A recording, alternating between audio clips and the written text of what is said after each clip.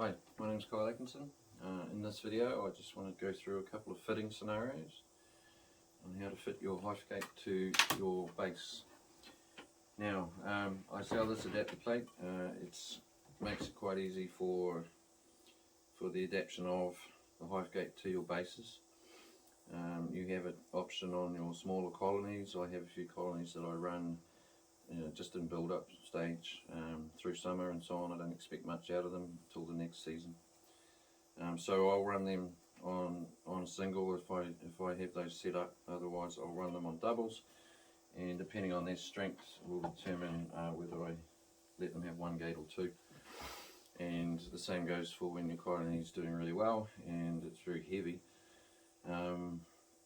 Depending on the amount of bees in there and what setup, whether you've got a single or a double brood box, you may choose to, when the time's right, just simply take that away, which will expose these gaps between the hive gates for a full summer flow. But again, that's up to you guys, and you know the state of your bees, so you control these. It gives you options.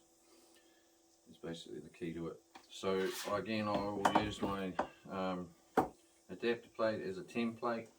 I will have a known centre, and I just line that up with that, and then I know that every time I go out and fit something, it's going to fit.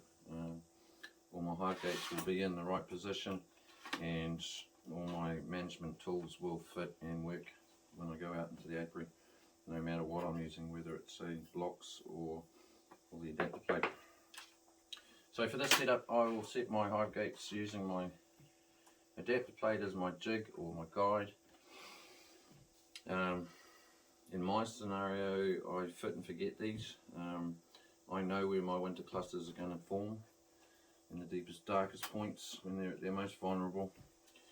So in this scenario, depending on, most of my hives are facing north.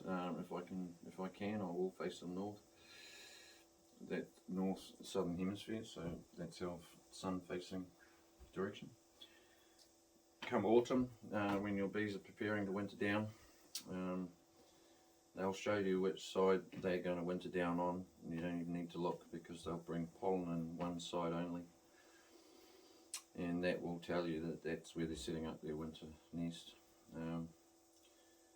So that's pretty simple. And then so I've got them set up like this, and I will set this up. I know everything's in line. I've used my jig or my adapter plate as a jig. I will place my screws in there. Now if you haven't pre-drilled, then obviously you would do that first. So I'm just going to get these ready and then sit them there. So I pre-drilled these holes. Now what I do is I do my little line up. I'll place my hand down on top of them, put a little bit of pressure on it just to hold it. Now obviously I would have pre-drilled these, and then it's just a simple case of screwing them in. Now I set my clutch on my drill like so that I'm only putting a certain amount of pressure down on it. It doesn't need a lot of pressure to hold it in. The idea of locking it down basically is so it's a set and forget system. Once you know your environment and how you're going to work these tool, you can do the same. So I can set these up in my shed, pre-swapping out bases, and stack them all up, and they're ready to go. I never touch them again. That's it. It's that simple. Set and forget. Now, so we have different setups. Another way of doing it is to bring your hive body up on top, get it all lined up so that you're going to have a standard sort of fit scenario at the front here. You can either use the adapter plate or your chocks, and in both cases you would fit the adapter plate or the chock and bring your hive gates in from behind. Now obviously this is a setup when you don't have hive beetle, and I will be doing another video on that, how to set up your hive gates to deter hive beetle. So that's another video.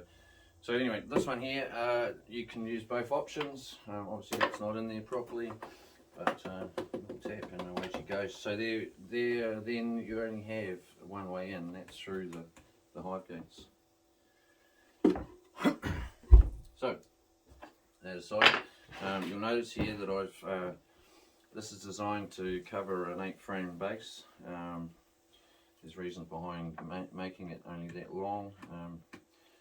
I put these little adapter blocks on here. They're about 50mm, and that makes a nice gap for my summer honey flow.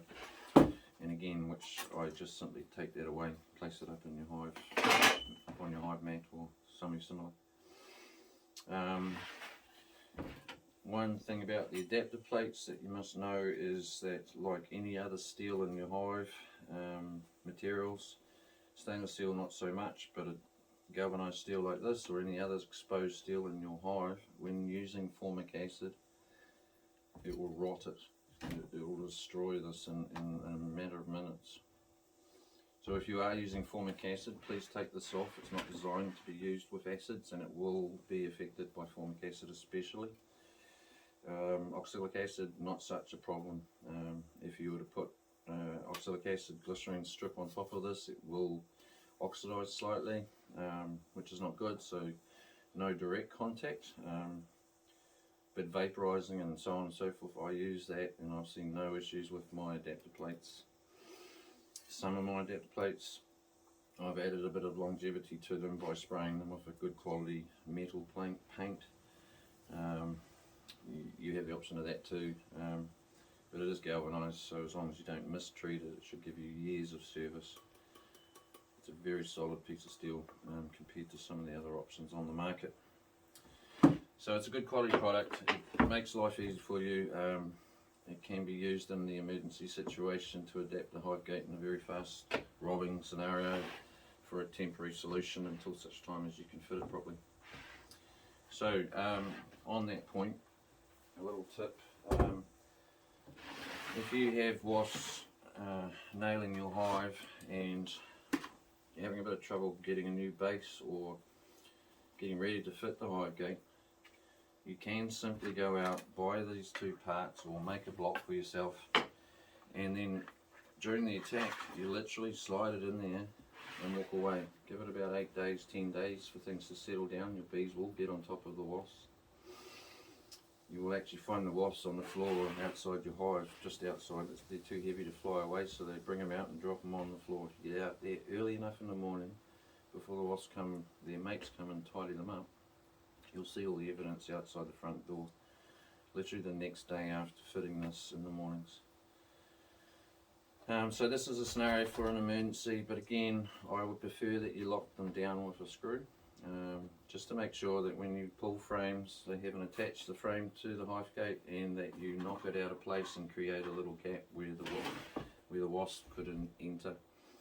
You might not notice that you've done it. So for this temporary scenario, basically it's your judgment. You place it in, sit back and wait for a few days, and keep an eye on everything, because you'll notice the wasps coming up at the front. You'll know that the bees are getting on top of them. If you have a really heavy attack on your hive, chances are that the bees won't be able to extract them as fast as they're dying. So now and then you might get a bit of clogging here. If you're impatient, you can lift this up, pull them out, but to be honest, the bees will deal with them.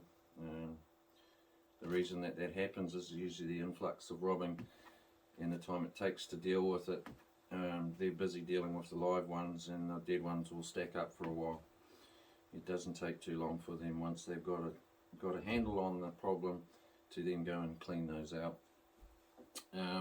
So that's that emergency situation. Again, lock it down when you get a chance.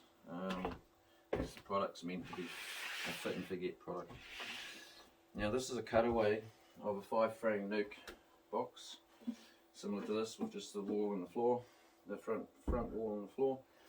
Just to give you an idea, so you can see what's going on inside.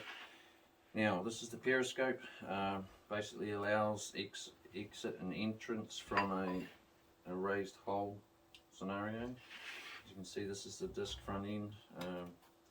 Whatever you set up, but the main point is that this isn't down where the HiveGate would be. So what we do is you use this Periscope that just sits over the hole.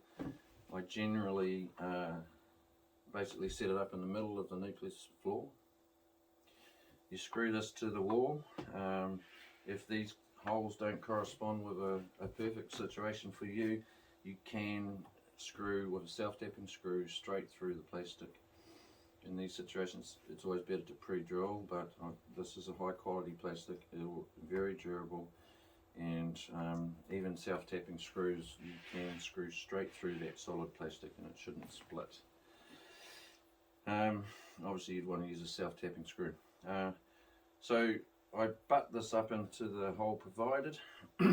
That makes sure that the HiveGate sits out from the wall like so. And this little gap in here, this gauge here, and it allows for plenty of room for the bees to extract up and out of the hole. Now the adapter plate is all roughened on the insides, and the bees can use their legs to pull their victims out. They do not need to use their wings to thrash around and therefore smash their wings up. This is a very efficient system for the bees to extract pests from their hive using it. So that sits like that.